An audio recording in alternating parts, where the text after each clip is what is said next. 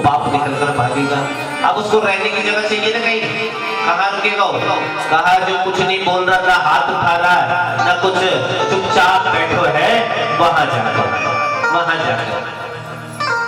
उसके सर जाकर बैठ जाएगा और फिर घर जाएगा, क्या कहेगा, आज तो बहुत सर दर्द कर रहा। कहा हुआ भी कथा में गए थे, कथा तो व्यथा को मिटा, सर दर्द नहीं कराएगा, कहीं कोई गलती तो नहीं होगी। तो इसलिए जब गुरु जी कीर्तन बोले ना, तो उस समय क्या, ताली की भी सेवा करनी है, मुख से भी सेवा करना है, और जरूरत पड़े तो आगे आके हाजिरी भी लगानी है, कहीं पीछे नहीं रहना है धर्म कार्यों में। तो ताली इसलिए जरूरी है, किस लिए? फूलों में क्या, माली, उसके घर का 10 दिन का बासी फूल में क्या अशुद्ध नहीं होता है, किसके घर का? माली। और भोजन में थाली बड़ा महत्व रखती है ना।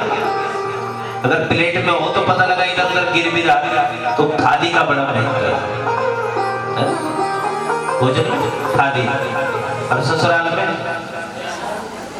तो कीर्तन में फिर ताली। इसलिए क्या है, राम नाम के हीरे मोती मैं बिखरा हूं गली गली, और ले लो रे कोई राम का प्यारा सुर मचाऊं गली गली।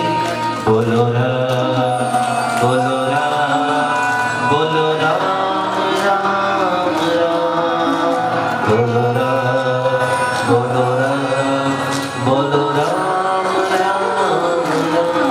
बोलिए राजा रामचंद्र भगवान की। तो क्या है, इसलिए बोलना परम आवश्यक, ठीक है? किसको ना राम को। एक कथा और आती है, और यहां पर प्रभु परीक्षित पूछ रहे हैं कि कभी जाने अनजाने में कोई पाप कर्म बन जाए तो कैसे उससे छुटकारा मिले। होता है ना। एक बात बताओ आपको, कहा कथा में कैसे भी बैठो चलेगा, लेकिन दरिद्रासन लगाकर नहीं बैठना। क्या दरिद्रासन? अगर घुटनों में दर्द है तो खोल सकते हो, पर दरिद्रासन किसे कहते जानते हो? वो मैया ने लगाया है जैसे, इसको बोलते हैं, हाँ मैया खुद कह रही है। तो इसलिए कह रहे हैं कि अगर ये शासन को लगाओगे तो देवराज इंद्र भी उसका इंद्रासन भी डोलने लग जाता है। तो फिर हमारी क्या सत्संग में बैठते हैं किस लिए कि हे प्रभु इन बंधनों को दूर करें, और फिर हम बैठ जाएं बंधन लगा क्या, तो ये काम नहीं चलेगा कह रहे हैं। तो कहा दर्द हो जाता महाराज, तो कहा कोई बात नहीं, पैर खोल लो या पीछे कुर्सी में बैठ जाओ, कोई दिक्कत नहीं, कुर्सी में बैठ जाओ चलेगा, जैसे तुमको आराम मिले वैसा। लेकिन ये शासन के लिए बिल्कुल मनाही ही है, ठीक है? हम इतने दिन से प्रार्थना कर रहे हैं आपके लिए, और आप फिर आज तो आप 3rd क्लास में चले गए, नर्सरी से उठते उठते आज 3रे दिन की क्लास, और कल तो भैया स्वयं बाकी बिहारी आने वाले हैं, कल से तो आनंद ही आनंद बरसने वालों है। तो कह रहे हैं कि कभी प्रश्न क्या है, कभी अनजाने में कोई पाप कर्म बन जाए तो उसका क्या साधन है उससे बचने का? तो उससे बचने का साधन है कि प्रत्येक व्यक्ति को घर में कुछ यज्ञ करने चाहिए, प्रत्येक व्यक्ति को घर में कुछ यज्ञ करने चाहिए। कौन सा? तो ये अनजाने में, जानते हो कैसे हो जाते हैं अनजाने में पाप? अब हम आ रहे हैं कहाँ, कथा सुनने, घर से निकलकर, और न जाने हमारे पैरों के नीचे, वैसे ही हम क्या घर से निकल नहीं पा रहे, और अब देख रहे हैं कि लेट हो गए, भागे जा रहे हैं फटाफट, और पता चला पैरों के नीचे कोई चीज ही, तो पाप किसको लगेगा? हमको लगेगा।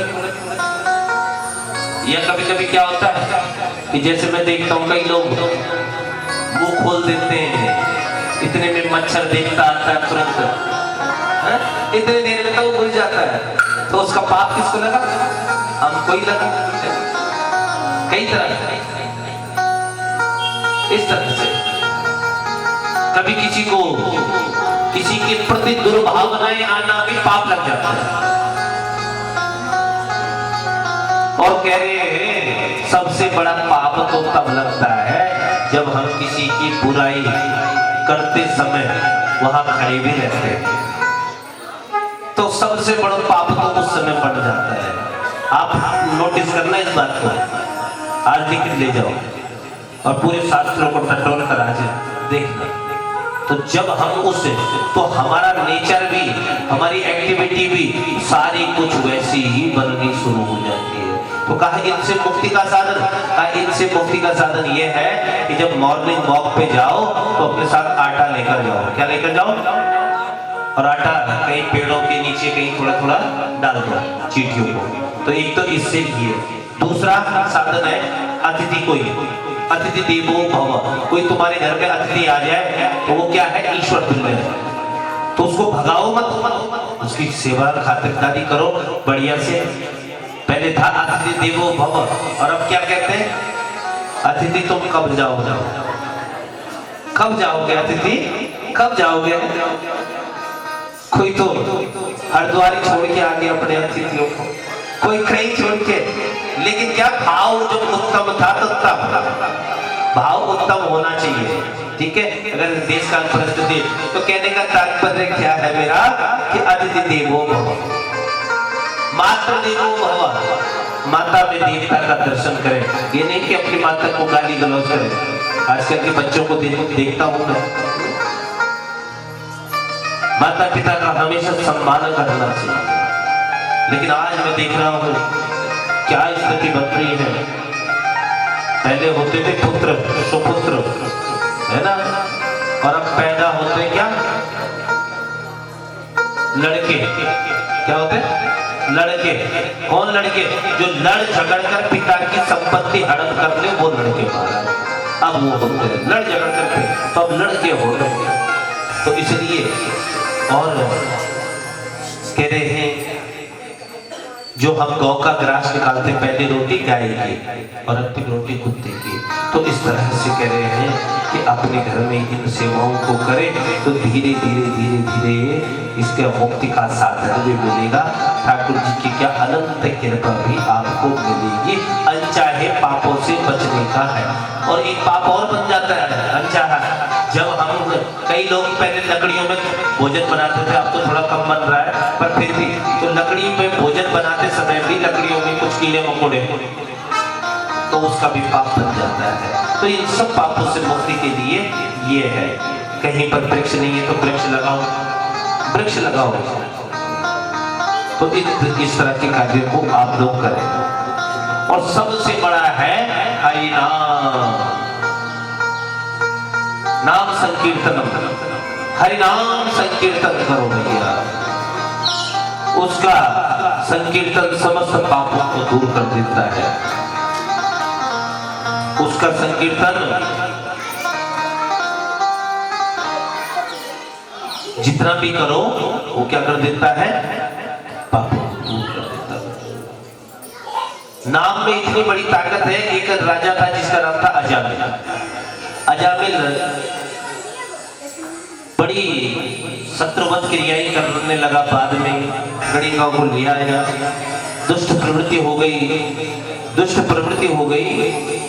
तो आज अजामिल ये सोचो ब्राह्मण से उल्टा चोरी करने लगा। एक बार संत आए और संत श्रद्धा वृंदावन जा रहे थे, अयोध्या से आ रहे थे, और क्या कहते जा रहे थे, भजन कर रहे थे। किसका? प्रभु राम का भजन करते करते जा रहे थे। श्री राम जय राम जय जय राम। और इस प्रकार से भजन करते करते करते करते करते वो निकले और बद्र केदार घूमते घूमते घूमते घूमते निकल रहे हैं। और क्या कह रहे हैं कि जय हो बद्रीनाथ, जय हो केदार, तेरी सदा ही जय हो। तो ऐसे ही वो संत जन जा रहे हैं, और संत जनों ने पता क्या किया जानते हो? संत जनों ने अजामिल के घर डेरा डाला, और डेरा डालने के बाद आज भोजन किया। तो सवेरे जब जाने को हुए संत जन, तो संत जन बोले कि लाओ हमारी दक्षिणा। एक बात बताऊं, जब किसी हम लोगों को, महात्माओं को, किसी को महाराजों को रुकवाओगे तो भोजन के बाद उल्टा क्या देनी पड़ती है? हाँ दक्षिणा भी देनी पड़ती साथ में, भोजन भी कराओ और क्या दो, दक्षिणा भी दो भैया। तो आज अजामिल से संतों ने कहा कि लाओ दक्षिणा। कहा बाबा शुक्र मनाओ तुम्हारा लोटा सोटा गायब नहीं किया, ये बोलो कि भोजन भी मिल गया, हमने तुम्हारा लोटा सोटा गायब नहीं किया। तुम दक्षिणा मांग रहे हो हमसे, दुनिया की दक्षिणा मैं उड़ाता हूँ और तुम मुझसे दक्षिणा मांग रहे हो। इतने में गणिका से डरता था, गणिका आ गई और गणिका ने कहा क्या कह रहे हो? कहा कुछ नहीं, कौन है? अच्छा तुम्हारे मायके से आए हैं, ठीक ठीक ठीक, करो भैया सेवा। कहा हे अजामिल रुको, हम कुछ नहीं मांग रहे तुमसे, हम तो इतना कह रहे हैं कि जब हमने तुम्हारा भोजन किया है, दांत घिसाई है, तो कुछ ना कुछ तो दांत घिसाई लेंगे भैया, पर हम ये नहीं कह रहे दक्षिणा दो, बस हमारी एक बात मान लो। कहा तुम्हारी कौन सी बात? कहा जो तुम्हारी संतान होने वाली है बस उसका नाम क्या रख लेना? नारायण रख लेना, उसका नाम नारायण रख लेना। बस कहा ये कौन सी बड़ी बात है, ठीक है उसका नाम नारायण रख लेंगे। और अब तो क्या यही कह रहे हैं संत निकलते हुए, जय जय हो बद्रीनाथा, जय काशी केदारा। एक बार प्रेम से आइए हम भी नाम का जप करते हैं।